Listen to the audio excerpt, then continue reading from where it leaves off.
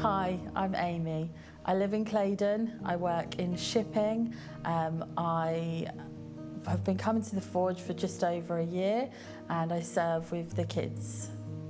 So I have been going to church for as long as I can remember. I grew up in Cornwall for the first 8 years of my life, which is something that makes me very proud, and I just love going back there. We went to a Baptist church, and when me and my sister were 8 and 9, my dad felt called to lead a church up here in Suffolk, and we moved up to Suffolk so that my dad could be a pastor of a church. After a couple of years, things didn't work out. Elders and pastors wanted to do different things, and my dad decided to step away. At that point, he set up his own church. So for a long, long time, me and my sister were pastors' daughters, which was great fun, running around halls, and we met in our primary school, and it was just, it was great fun knowing everyone, and it was just something that we were incredibly proud of, being a pastor's daughter. Again, time came to move on from the church that my dad set up. We went to a church in Woodbridge, which was quite a different environment to what we'd grown up with. And we used to go to the evening services. And it was from there that I sort of felt my faith drifting. And this was when I was 15, 16, 17. I just didn't quite feel like it was the right place for me. And that was sort of when I started to drift away. I don't think there was any one day where it was like, stop going, end everything, cut ties. It was just a gradual kind of pull away because I perhaps wasn't in the right environment for myself. I don't think I ever stopped believing in God. I, for a long time, didn't stop calling myself a Christian, even though I wasn't going to church every week. It was just not a priority, and it was something, the transition from pastor's daughter to just attending church was something that was actually quite challenging.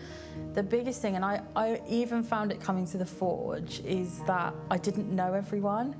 And as a pastor's daughter, you know absolutely everyone, and they come to your house and Dad talks about them, you just know everyone. And then suddenly I didn't know everyone. I couldn't just go up and say, hello, how are you? And I couldn't be outgoing and bubbly because the anxiety took over of, I actually don't know them, and I'm not sure how to start a conversation with them. I did not have the relationship with God that I should have had. Maybe that's my biggest regret, not having a relationship with God through that time. I went into full-time work in cafes straight out of college. I did really struggle with depression when I came out of college, having had such a big friendship group to then us all scattering and going our own way. People going off to uni. I didn't know what I wanted to do with my life, and I just everything just kind of spread out and went away. I definitely felt lost. I felt that whole, what purpose has life got, and what am I doing, and why am I here?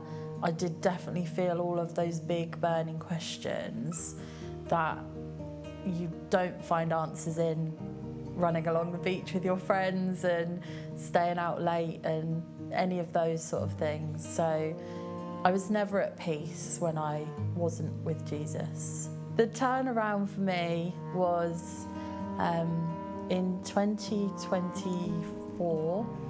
I had suffered some health issues. I'd been in hospital, been diagnosed with functional neurological disorder. I went for a breakup as well with the person that I thought I was going to marry, I thought I was going to spend the rest of my life with. And that triggered more health conditions with my heart rate, and I then thought it couldn't get any worse and was suspended from my job. I had this time off, I wasn't allowed to go to work, and was busy looking for other work because I had a mortgage, I had responsibilities, I had things to pay for. And it was in the time that I was off, I went to visit my sister who lives in Wales. And when we were in Wales, I got the call to say that I'd been offered a job. I think this was the pinnacle point for me, is that I hung up the phone with the HR department of my current role, and I just said, God's looking out for me. Having not stepped foot in church in well over 5 years, tears of happiness because it was such a relief. And my sister took me along to her church because she goes to a great church up in Newport. And I gave my life to the Lord again there, and was a great experience, an emotional experience. And when I came back from that, I had a lot more hope and faith and prospect in my future. I was going back to a job, I was going back having given my life to the Lord again, and I was going along to churches with my parents. My dad still does preaching from time to time at a few different churches, and they were just kind of visiting churches, so I went with them, went to a few, and my dad turned around and said, why don't you try the Forge? And Easter Sunday 2025, I stepped foot in the Forge for the first time, and I haven't looked back since. The song Reckless Love for me is really significant when he says, leaves the 99. He did come for me, and he did always look out for me, just the little one that's gotten a bit lost. And I've always felt that, he just has always been watching out for me, and he's always been there. And hindsight, I can see it and feel it, and I'm just so grateful for that.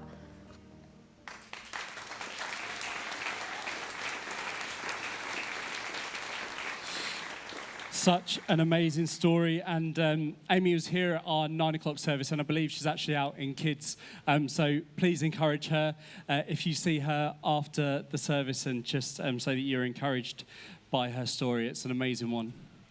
Have you ever felt lost? Have you ever wondered how far love would go to find you?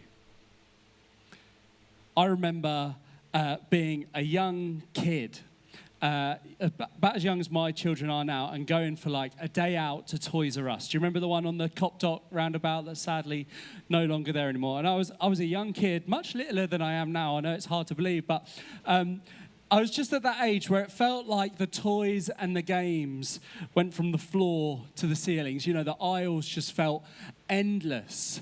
And I was looking around one day with my family, and obviously got so captivated by the toys and the games that were in this store that I looked back over my shoulder for my mum, and she was gone. I remember that feeling of panic setting in almost immediately. Or maybe you've been on the other side of this. You've been looking after children, whether they're your own or not, and you make the mistake of going down to tie your shoelace for all of 1 second. You look up, and the children you're looking after have gone. The feeling of sheer panic sets in. You're completely flustered. Logic goes out the window when you realize they could be lost.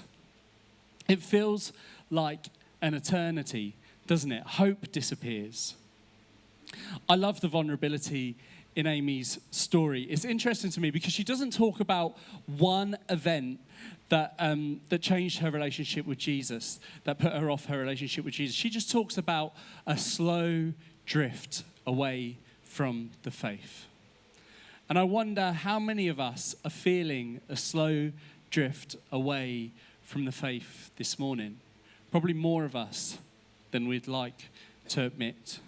Has there been a slow drift away from Jesus? It can happen to all of us. We can all become lost. And maybe you've never known Jesus. Maybe you don't believe in Jesus. And we're just so grateful that you've decided to come and spend an hour with us in this service this morning. But maybe you don't feel like you've drifted from Jesus because you've never known Jesus. But maybe you've got this feeling in your life that, you know what, life's just not working out. There's got to be something more to life than this. And you feel a lack of purpose, a lack of hope, and you feel lost. Amy talked about this feeling. She said, I was never at peace when I didn't have Jesus. And that's what makes the song that we're looking at today so powerful. Today we're looking at Reckless Love, the song that we just sung there. But I also included another song on the set list, How Could It Be? And I the reason I included it is for this, because how could it be left there? Oh, that was weak, but you kind of made my point. Leaves the 99. I love a lost and found story. I absolutely love a lost and found story. And I found a great one this week as I was researching for this talk. There was this lady in Canada, and she was into her gardening, and she was planting some vegetables one day when all of a sudden she realized that her wedding ring had gone. Her prized possession, her wedding ring, had gone. And she looked around in the mud and in the weeds and in the dirt, and she just couldn't find it. It was lost. And however frantically she searched, she eventually came to the realization that it wasn't coming back. It was lost. Fast forward to 13 years later. 13 years later, she was picking vegetables from her garden, and look.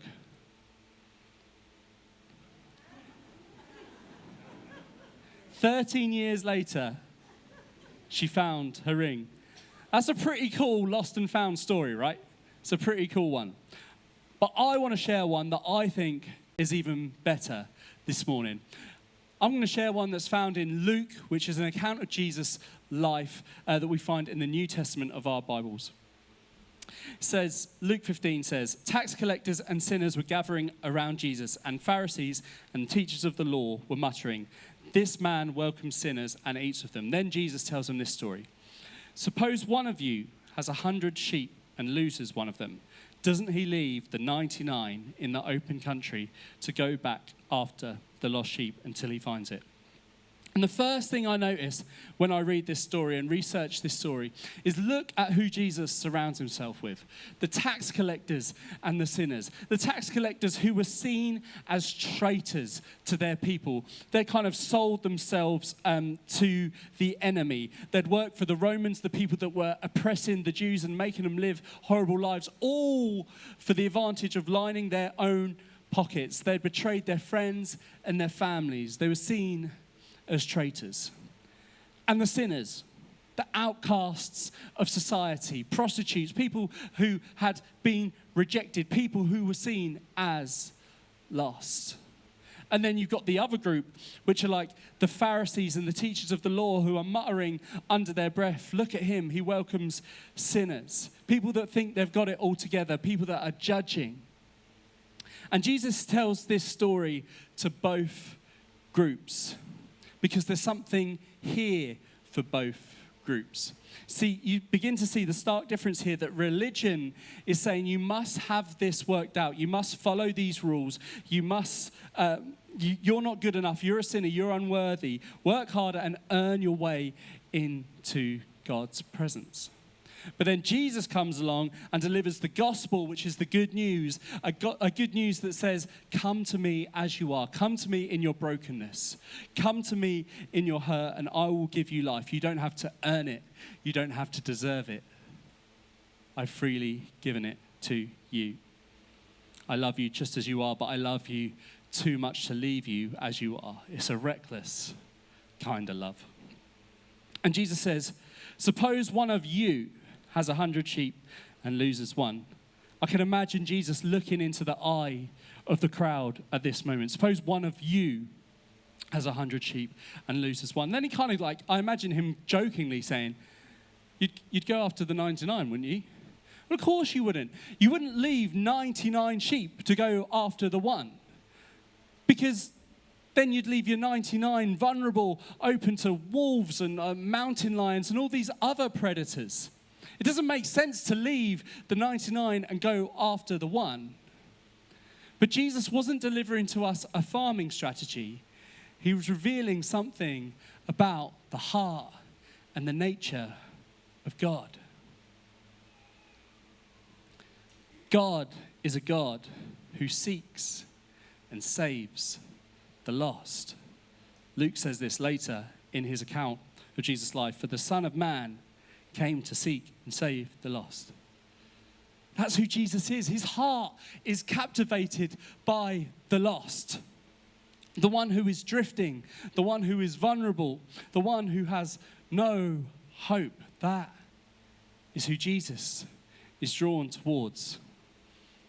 And this is one of the things that I love about the Bible, is that Jesus is calling back to imagery that is used hundreds of years before in what is a prophetic book in the Bible. And prophetic book just means that God has chosen a certain someone to speak for him for a certain time. And this prophet is called Ezekiel. And he's speaking to Ezekiel about the shepherds of Israel, the leaders of Israel, the people in charge of his flock, the Israelites. And he says in Ezekiel 34, he says, you have failed the flock. You have looked after yourselves. You haven't strengthened the weak. You haven't healed the sick. You haven't brought back strays. You haven't searched for the lost. And then God makes this incredible declaration. He says in Ezekiel 34, I myself will search for my sheep and look after them. I myself will search for my sheep. And then Jesus arrives, the word becomes flesh, and all of a sudden, Jesus says, I am the good shepherd. The good shepherd, the one who lays down his life for his sheep. God promised back in Ezekiel that he would come, and then he comes. God promises that he would come searching, and then he comes searching. And as I've been preparing for this morning, I noticed something in the story that I hadn't before. And it wasn't actually until a pastor friend of mine pointed this out to me. And I'm kind of ashamed to admit it because I know this story really, really well. For years, I've read this story thinking that I'm the 99, right? I've been a Christian my whole life. Like, I work for the church. This is my club. This is my home. And so I'm part of the 99. And of course, that's true. But I am also the lost sheep. I am the one. I am the one. I am the one that Jesus came looking for. Thank goodness Jesus left the 99 for me. For many years, I knew the story. I've led the song. I thought, I'm all right, I'm in the club. But no, I am the lost sheep, and so are you. I am the lost sheep, and so are you. And let's be honest, sheep is not flattering imagery for Jesus to use. There's some farmers in the room, and they'll tell you, but for me, I'm a fan of Clarkson's Farm. That's how I get my facts. He hates sheep. Oh, hate sheep. I hate them. I cannot wait to eat them. I cannot wait. Sheep are stupid. Farmers will tell you that. Jeremy Clarkson will tell you that. They have got one-track minds. And this is imagery that is often used by Jesus in the Bible. He is the shepherd and we are the flock. And he describes us as sheep. And I think what he's trying to say to it, sheep, they have one-track minds. They put their head down and their one-track mind is eat, eat, eat. They graze and graze and graze. And with their heads down, they eat, eat, eat. And all of a sudden, they drift. They drift from the shepherd. They focus on what's immediately in front of them, and before they know it, they have drifted from the shepherd. They become lost. And that's true for me. I think so often I can just get my head down and unintentionally drift away from Jesus. For me, I don't know, maybe it's my ego. I really want the music to be right. I really want the sound and the lights to be right, that I can become so focused on doing the work of God that I can drift from the heart of God.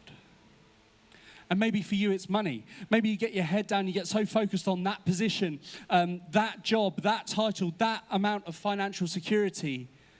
Before you know it, you've drifted and you've become lost.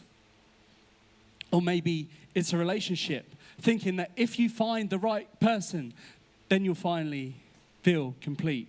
Your whole identity becomes wrapped up in a relationship, and then it doesn't work out. Suddenly you look up and you're lost. That's what happens. Like sheep, we get our heads down, we focus on something and we slowly drift and become lost. Jesus warns us about this. He says, we all, like sheep, have gone astray. I'm going to take a sip of water, I'm sorry.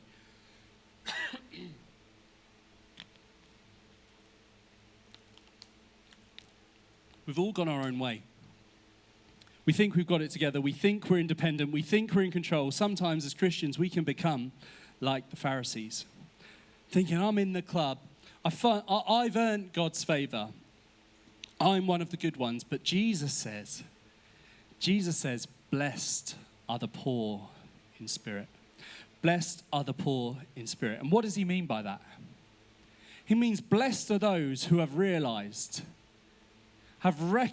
their brokenness, have recognized that they are not complete, have recognized that they are weak, have recognized that they need rescuing. Because when we truly begin to understand this, when we truly begin to understand our brokenness, then we can truly begin to understand grace. We can truly begin to understand what Jesus has done for us. Blessed are the poor in spirit. And that's when I can say I was lost, but he found me. And this is where it gets really important for us as a church, because if Jesus leaves the 99 for the one, then we need to be a church that does the same. This week I had the privilege of speaking to church leaders from all over the UK and Ireland about creating worship experiences with unchurched people, or people that don't normally go to church, in mind. And I was struck again by how easy it is for the church to become so insular. We can get wrapped up about that song or that style of worship or that light that we actually forget the whole point. We can get so caught up on some theological point or some issue, and meanwhile there's people outside of these walls that desperately need to know there's a God who loves them.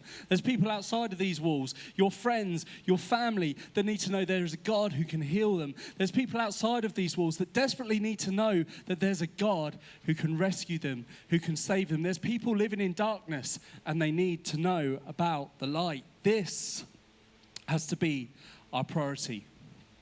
William Temple, former Archbishop of Canterbury, says, the church exists primarily for the sake of those who are still outside it. We want to be a church that people that don't normally go to church love being a part of. A refuge for people that are broken. A home for people who feel far from God. Somewhere where people can belong before they believe. A place where people can come through the door not knowing what they believe, but feel like they can belong. Excuse me, guys.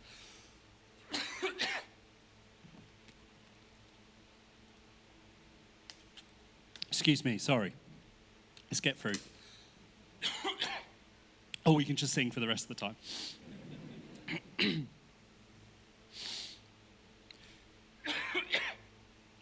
Excuse me. Because that's what Jesus did. He went looking for the one. Steve, what do you do when you have a cough? I'm going to finish now anyway. I've got one more lost and found story. And it's my favourite one, and maybe you know it. It's called The Lost Son, or some of you may know it as The Prodigal Son. And it's one of my favourites. So this son goes up to his father. This is a story that Jesus tells later on in the book of Luke, actually. And he says, Dad, I don't want you. I want your money. Give me your money. You're as good as dead to me. I want my inheritance now. And his father graciously grants this request, but I imagine it hurt him a lot. And the son goes out and he squanders the money on reckless living, the Bible describes, reckless living. He wastes every penny, wastes the lot, until he's got absolutely nothing left. He's hungry. He's got no prospects. He's got nothing to his name at all. Spent the lot. So he ends up working, feeding pigs. Think about the connotations of that for a Jewish audience.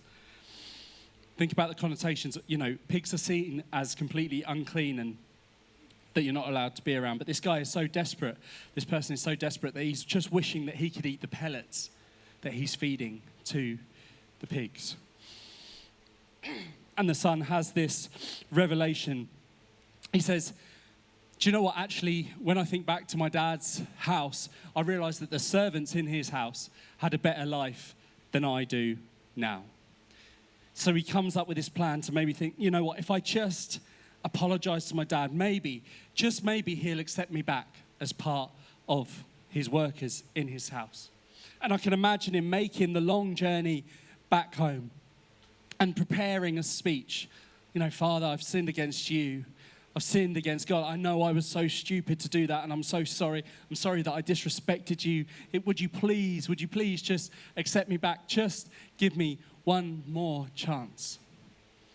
But he never gets a chance to deliver that speech, because the Bible says, while he was still a long way off, the Father saw him and was filled with compassion for him. He ran to his son, threw his arms around him, an undignified, a reckless run. And I love the detail in this story that he saw him from a long way off. And do you know what that makes me think? That makes me think perhaps maybe the dad went to the same point every single day, the same vantage point from his property, maybe looked out to the horizon, just wishing one day that his son might appear over the hill, longing for his son to come home, filled with hope, just one day, possibly, maybe. The father hasn't given up. He hasn't stopped looking. He hasn't stopped hoping. And he wraps his arm around his son and says, welcome home. There's no punishment first. There's no I told you so moment. There's no lecture. And then they throw a big party. And Jesus is making the point that you are the lost sheep. You've wandered. You've been distracted. You've tried to find life somewhere else. But the shepherd hasn't stopped looking. There's no shadow he won't light up. There's no mountain he won't climb up. There's no wall he won't kick down. There's no lie he won't tear down. He's coming after you. He's running towards you. That's who God is. Now, as we finish, I've got 2 questions. If you're a Christian, have you drifted? Not abandoned Jesus, just slowly drifted. Like a sheep, you've had your head down, you've been distracted, you've been busy. And maybe you've been doing things for Jesus and you've stopped being with Jesus. Today isn't about shame, it's about coming home. Lift your head, the shepherd is looking for you.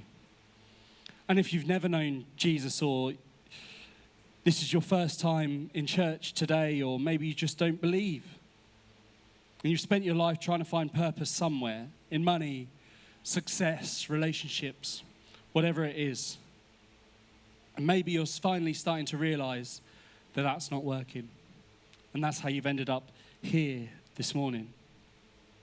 Jesus isn't standing there saying, sort yourself out, then come to me. He's saying, come home. The shepherd hasn't stopped looking. He's coming after you. He's running towards you. And today he's saying one thing. He's saying, come home. His arms are open wide, ready to receive you. Jesus concludes the parable of the lost sheep. He says, when he finds it, he joyfully puts it on his shoulders and goes home and calls his friends and neighbors together and says, rejoice with me, I have found my lost sheep. And that's what we did at Felixstowe last week with Amy and her friends.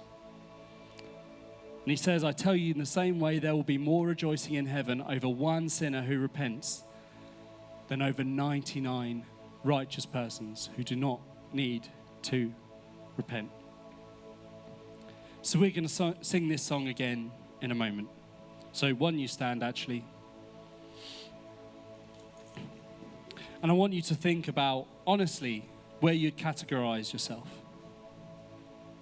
Are you slowly drifting? Is your relationship with Jesus on track? Or maybe you wouldn't consider yourself to have a relationship with Jesus, and that's something that you want to start today. Then this is a moment for you and God. It's not a moment for you and me. It's not a moment between the band and the crowd. This is an opportunity for you to get right with God. Because the shepherd is saying, come home. Come as you are. His arms are open wide. He's ready to receive you. Come home.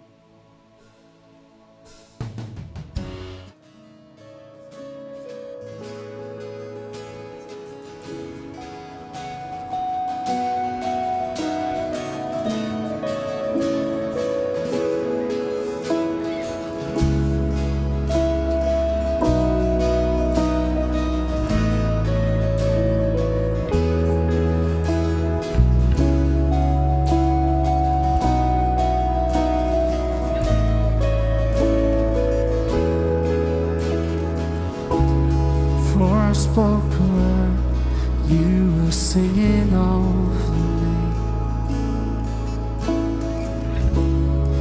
You've been so, so good to me. Before I took breath, you breathed your love in me. You've been so, so good. Let's stand and sing. Oh, the overwhelming, never-ending, reckless love of God. Oh, it chases me down, fights till I'm found, leaves a 99. I couldn't earn it, I don't deserve it, still you give yourself away.